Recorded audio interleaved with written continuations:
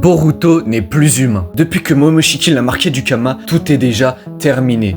Pas d'un coup, mais lentement. Au début, Boruto a tout. Des amis, une reconnaissance, un talent hors norme. Un génie né en temps de paix, l'exact opposé de Naruto. Mais plus l'histoire avance, plus la catastrophe se construit en silence. L'arc de la prophétie n'est pas un simple arc, c'est un avertissement. Un pivot vers une vision plus sombre. Tout Blue Vortex ne fait que confirmer une chose. Boruto ne sera plus jamais le même. Et ça, c'est ce qu'on va analyser aujourd'hui. Comment l'arc de la prophétie a lentement détruit tout ce qu'était Boruto.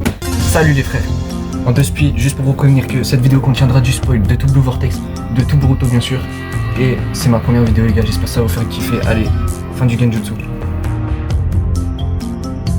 Et si tout ce qui arrive aujourd'hui dans Boruto to Blue Vortex avait été annoncé bien avant? L'arc de la prophétie n'est pas un simple arc mystérieux, c'est un avertissement. Et aujourd'hui on va voir ce qu'il annonçait vraiment. L'arc de la prophétie apparaît comme un arc flou, presque abstrait. On y parle d'avenir, de perte, de destin, sans jamais tout expliquer clairement. Et c'est volontaire narrativement, parce que cette prophétie ne parle pas de mort immédiate, mais de quelque chose de bien pire.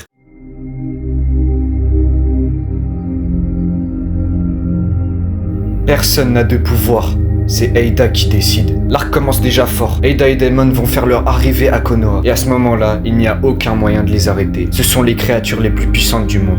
Eida possède le Senringan, pouvant voir n'importe quel moment présent et passé à partir de sa naissance. Également, son charme total sur n'importe quelle personne, si ce n'est un Otsutsuki ou un membre de sa famille. Daemon, son petit frère, peut refléter toutes les attaques, même une pensée lui voulant du mal. Après s'être dissocié d'Eida, de son côté, Code se retrouve seul, impuissant. Il divise alors Jubi pour préparer sa vengeance. L'âme de Momoshiki est prisonnière de celle de Boruto. Leurs pensées sont partagées. Momoshiki prévient Boruto de la catastrophe inévitable. Kawaki remarque cette présence. Il veut éliminer Momoshiki. Sa haine s'amplifie. L'omnipotence s'active, les rôles s'échangent. Kawaki devient Boruto, Boruto devient Kawaki. Ce ne sont que des situations qui ne peuvent être arrêtées. Tout nous dirige vers l'inquiétude et lentement, Boruto se dégrade. Mais pas que le personnage. Il y a aussi un gouffre qui se crée entre la planète Terre et le savoir. On y découvre énormément de nouvelles terrifiantes, extraplanétaires, au-delà de la connaissance humaine. Et qui nous raconte des choses improbables à connaître? Le domaine de Dieu. Amadodu présente Shibai Otsutsuki, l'être le plus évolué et le plus puissant de l'œuvre. Il n'existe même plus dans cette dimension. Il nous raconte ses aptitudes surréalistes grâce à ses Shinjutsu, qui d'ailleurs les a transplantés dans tous les cyborgs de Kara. Les menaces sur cette planète sont beaucoup trop grandes. Le destin est déjà scellé. Momoshiki annonce à Boruto qu'il va tout perdre. Pas juste des combats, pas juste des proches, mais sa place dans le monde. Ce n'est pas un événement choc, mais une condamnation. Depuis le chapitre 10, Momoshiki Otsutsuki a mis son Kama en Boruto pour se réincarner. Il prévient Boruto de son futur grâce à ses Byakugan qui peuvent accéder à des morceaux de l'avenir. Un jour, tes yeux bleus te déposséderont de tout.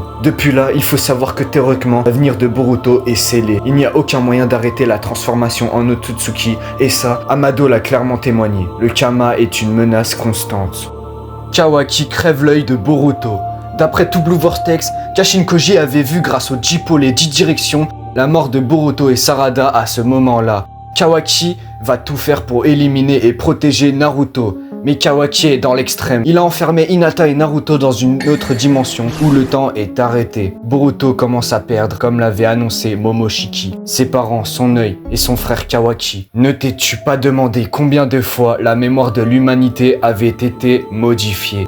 Eida, sans en avoir conscience, a exaucé le vœu de Kawaki qui voulait être à la place de Boruto. Tout ça grâce à l'omnipotence. Le premier vrai accomplissement de la prophétie. En un instant, Boruto devient l'ennemi public.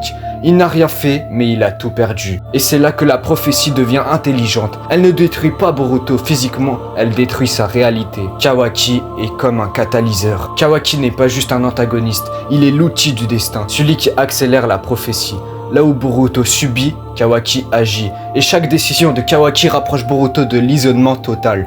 Boruto est recherché par tout le village, il n'a plus rien. Il se retrouve dans la pire situation possible pour un héros. Personne ne le croit, personne ne le reconnaît et il ne peut pas se défendre. C'est exactement ce que la prophétie annonçait. Sarada n'est pas captivée par le pouvoir d'Eida ni par l'omnipotence souhaitée par Kawaki. Avec une situation pareille, Sarada éveilla alors son Mangekyo Sharingan pour la première fois car elle aime Boruto. Elle est présente où Boruto perd tout et le déclenchement de ses pupilles n'est pas la haine mais l'impuissance de pouvoir le protéger, de protéger la personne qu'elle qu'elle aime. Elle supplie son père Sasuke de croire en elle quand elle dit que c'est Boruto qu'il faut sauver. On a affaire aux premières failles de l'omnipotence car Sasuke accepte de l'aider, même si avec du mal. La prophétie de Momoshiki s'est bien réalisée, mais ce n'était pas ce qu'il avait prévu. Il voulait prendre la place de Boruto, car avec de tels événements, il pensait qu'il l'aurait abandonné.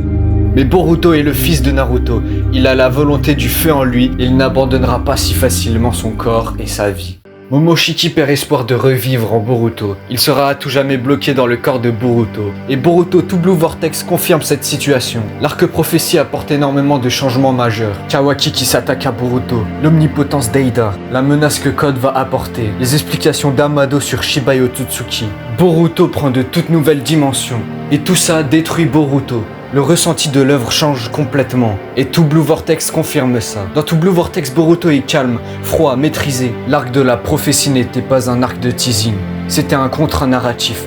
Boruto ne peut pas mourir ni vivre, il va survivre, dans un monde qui n'est plus le sien. Il n'a plus d'identité, de famille, d'humanité, ni même de sourire dans Two Blue Vortex. L'omnipotence d'Eida et Kawaki lui ont tout pris. Voilà comment l'arc détruit tout. L'équilibre est brisé. C'est un changement de direction totale vers un côté plus sombre. On ne se demande plus si Boruto va gagner, mais qu'est-ce qui va rester à la fin. Voilà les frères, j'espère que malgré les imperfections de cette vidéo, vous l'aurez aimé. N'oubliez pas à liker, à vous abonner, je ferai sûrement d'autres vidéos par la suite. Dans cette vidéo, j'ai pas mis de théorie express, c'était plus un résumé en attendant l'animé. Et même si elle n'apporte pas grand chose, j'espère que ça fait graille la commune comme il faut. Allez, bonne soirée les frères.